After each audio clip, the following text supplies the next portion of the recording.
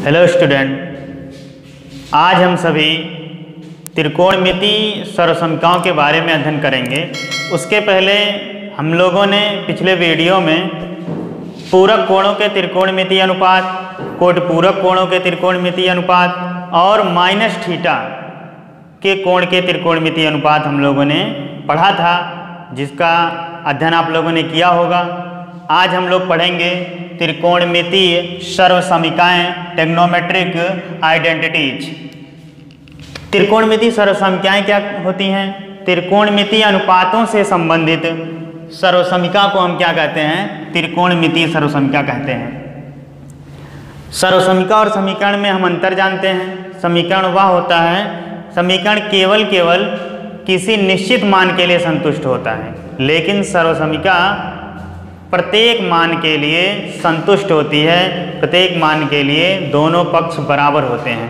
तो सर्वसमीकरण और समीकरण में आप अंतर जानें। त्रिकोणमितीय सर्वसमीकरण ज्ञात करने के लिए सर्वप्रथम हम एक राइट ट्रायंगल लेते हैं, समकोण त्रिभुज लेते हैं। मान लेते हैं यहाँ समकोण त्रिभुज ABC है। कोण B क्या है?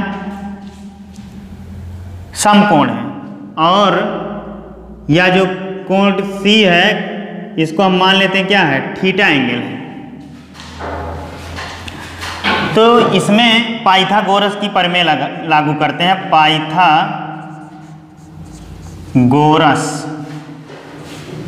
प्रमेय से, पाइथागोरस प्रमेय क्या कहती है?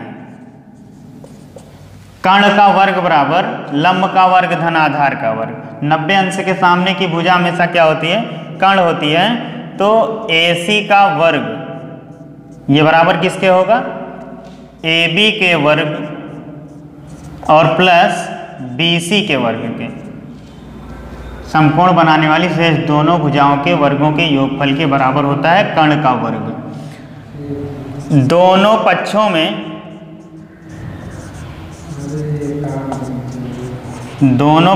में AC स्क्वायर से भाग देने पर, अगर हम बाएं पक्ष में AC स्क्वायर से भाग देंगे तो कितना आएगा? AC square upon AC square, और दाहिने पक्ष में भी भाग देना है AC स्क्वायर से, AC square plus BC square by AC square. AC square ऊपर भी है नीचे भी है, कैंसिल आउट। कितना आएगा?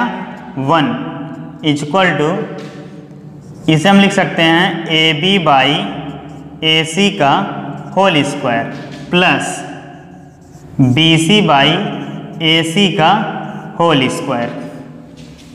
और 1 is equal to AB by AC। इस कोण के लिए AB क्या है? लंब है, और AC क्या है? कर्ण है। तो AB बाई AC मतलब लंब बटा कर्ण।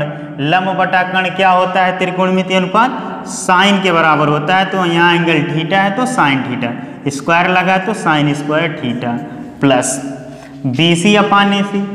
इस कोण के लिए BC क्या है? आधार है, और AC कर्ण है। तो आधार बटा कर्ण क्या होता है?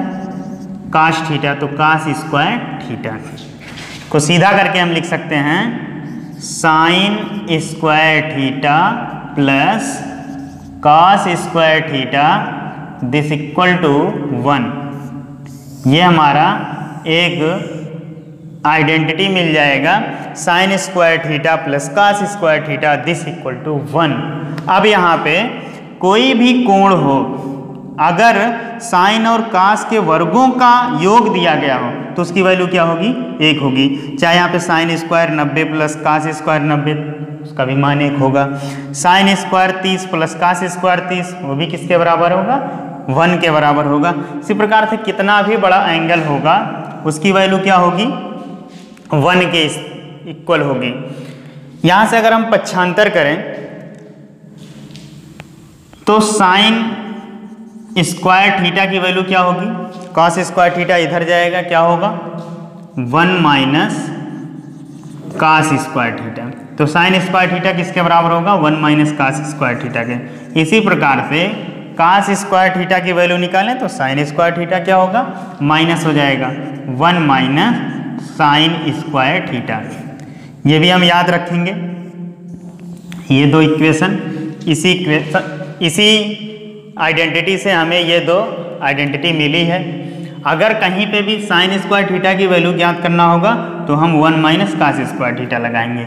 अगर कास स्क्वायर थीटा की वैल्यू साइन के पद में चाहिए तो 1 माइनस साइन स्क्वायर थीटा कर देंगे।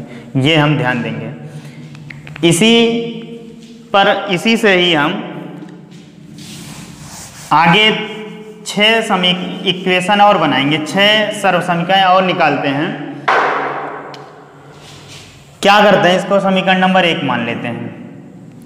समीकरण 1 में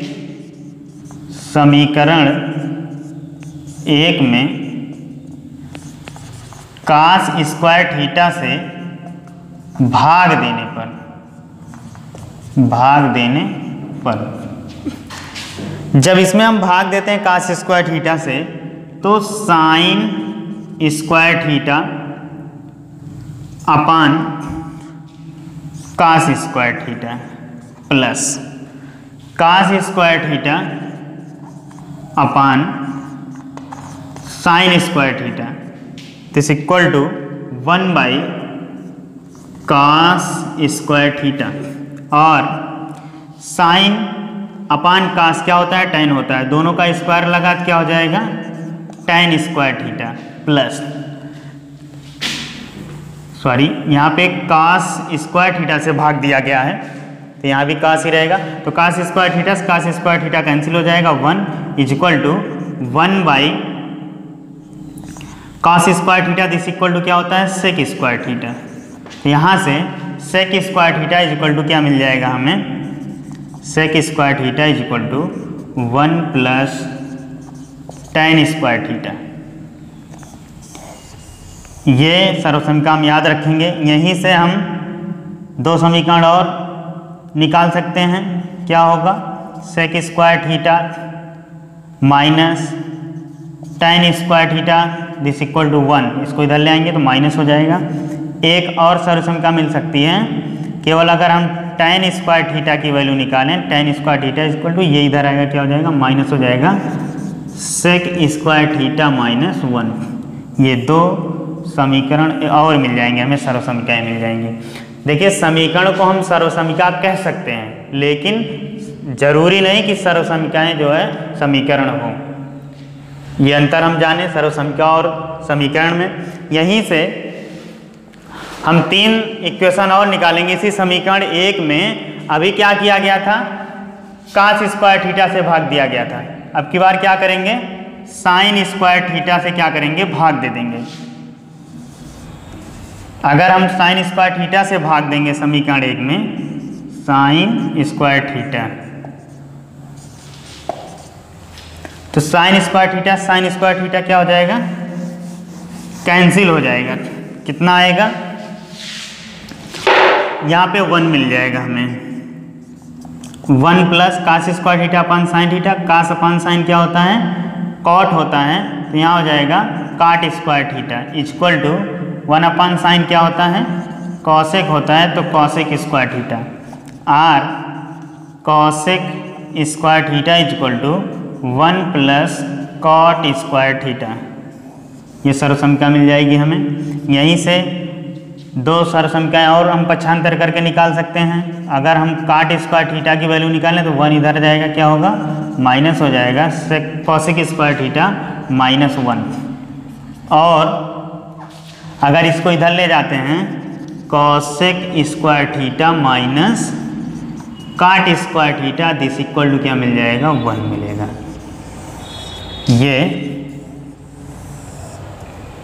3 अब मिले, 3 इसके पहले मिले और 3 यहाँ से हमने निकाला। 3 3 6 3 9 सर्व समीकरण हमें ये प्राप्त होंगी। और ये त्रिकोणमिति सर्व समीकरण क्या हैं? त्रिकोणमिति कोई समीकरण हल करने के लिए ये 9 हथियार हैं। इनका उपयोग करके हम कोई भी बड़ा से बड़ा क्वेश्चन हम सॉल्व कर सकते हैं।